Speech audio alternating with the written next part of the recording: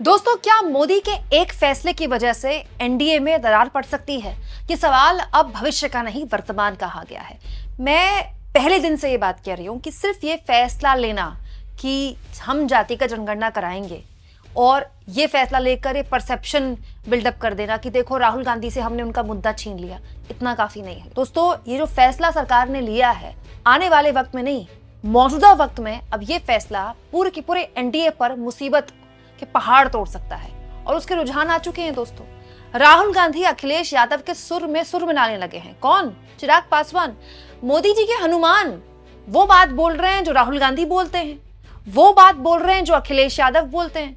दोस्तों, एक interview news 24 का चिराग पासवान का सोशल मीडिया में काफी वायरल है, काफी लंबा वीडियो है वो, मैं आपको शॉर्ट में बता देती हूँ। चिराग पासवान ने जाति का जनगणना को लेकर जो बात बोली है वो मोदी और पूरे के पूरे एनडीए को परेशान कर सकती है, क्योंकि चिराग पासवान की पॉलिटिक्स को तो ये सूट करता है लेकिन मोदी की पॉलिटिक्स को सूट नहीं करता। जैसे चिराग पासवान ने जाति पर अपनी बात रखी कि भाई वो खुद एक युवा हैं और वो नहीं चाहेंगे कि 21वीं सदी के भारत में जाति पर बात हो, लेकिन ये दुखद है और ये सच है कि जिस राज्य से वो आते हैं उस राज्य में होती ही जाति की पॉलिटिक्स है। और आज भी ऐसा देश में माहौल है कि जो दलित दूल्हा है वो घोड़ी पर नहीं चढ़ सकता। आज भी ऐसा देश में माहौल है कि अगर कोई पिछड़ी जाति का मंदिर चला जाता है तो उस मंदिर को धोया जाता है। याद रखिए दोस्तों, ये किसके साथ हुआ था?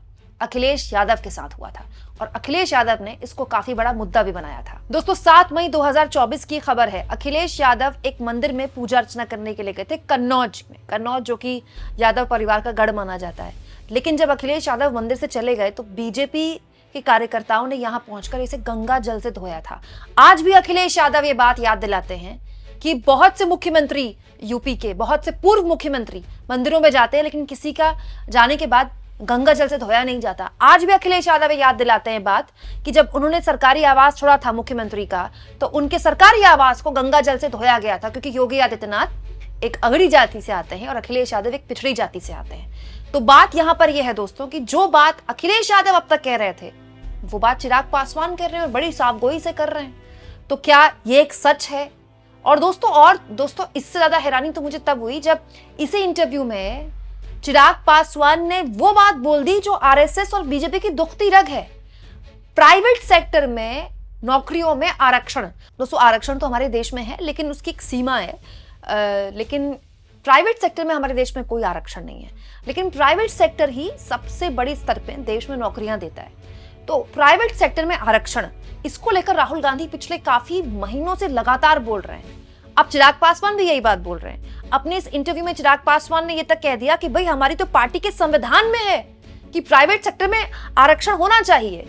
तो बड़ा सवाल यह है दोस्तों कि राहुल गांधी भी कह रहे हैं प्राइवेट सेक्टर में आरक्षण कराइए, चिराग पासवान भी कह रहे हैं प्राइवेट सेक्टर में आरक्षण कराइए, अखिलेश यादव भी कह रहे हैं कि एक यादव अगर मंदिर में जा रहा है तो मंदिर मत धुलवाइए, चिराग पासवान भी कह रहे हैं हाँ भाई ये तो सच है, ये तो होता है। तो बड़ा सवाल ये है दोस्तों, तो फिर एनडीए और इंडिया में फर्क क्या रह गया? एनडीए वाले क्या इंडिया गठबंधन के सुर में सुर मिला रहे हैं? ये बताता है दोस्तों कि वो लोग जो कहते हैं कि देखिए राहुल गांधी का मुद्दा नरेंद्र मोदी ने छीन लिया, ये मुद्दा नहीं, ये पॉलिटिक्स खत्म करने की तरफ बढ़ रही है।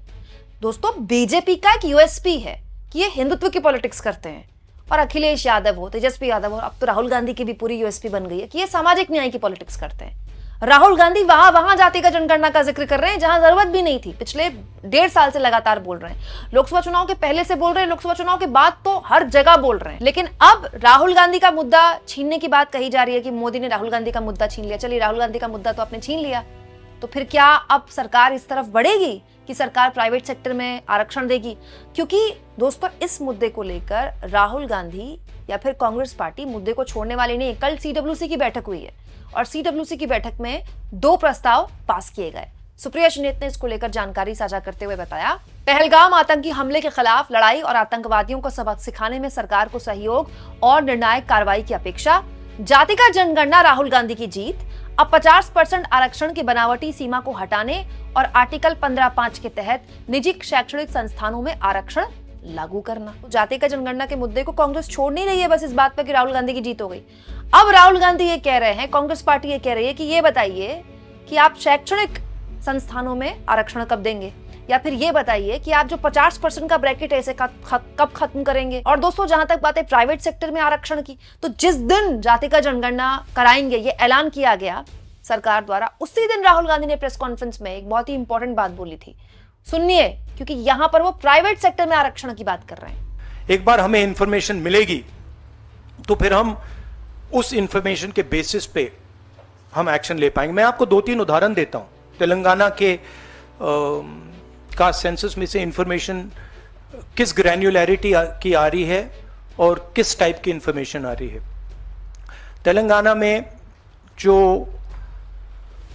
कॉर्पोरेट स्ट्रक्चर है, CEOs, management team, senior management, ownership structure, उसमें आपको एक दलित नहीं मिलेगा, एक आदिवासी नहीं मिलेगा, एक पिछड़े वर्ग का व्यक्ति नहीं मिलेगा। मैं कह रहा हूं एक नहीं मिलेगा। मैं ये नहीं कह रहा हूं कि 1% नहीं मिलेगा, है ही नहीं। 90% of India is not represented there, first. Second, gig workers, जिनके लिए हमने तेलंगाना में और अब कर्नाटक में हम कानून बना रहे हैं। अगर आप गिग वर्कर्स की लिस्ट देखें, जिसको मैं मॉडर्न स्लेवरी कहता हूं, उसमें आपको सिर्फ ओबीसी, दलित और आदिवासी मिलेंगे।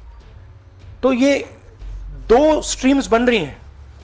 एक स्ट्रीम मजदूरी की स्ट्रीम, गरीबी की स्ट्रीम, बेरोजगारी की स्ट्रीम, जिसमें दलित, आदिवासी, पिछड़ा वर्ग है, और दूसरी स्ट्रीम जिसमें एक छोटी सी एलीट पूरे के पूरे सिस्टम को कंट्रोल कर रही है। उसके ऊपर अदानी जी, अंबानी जी बैठे हैं।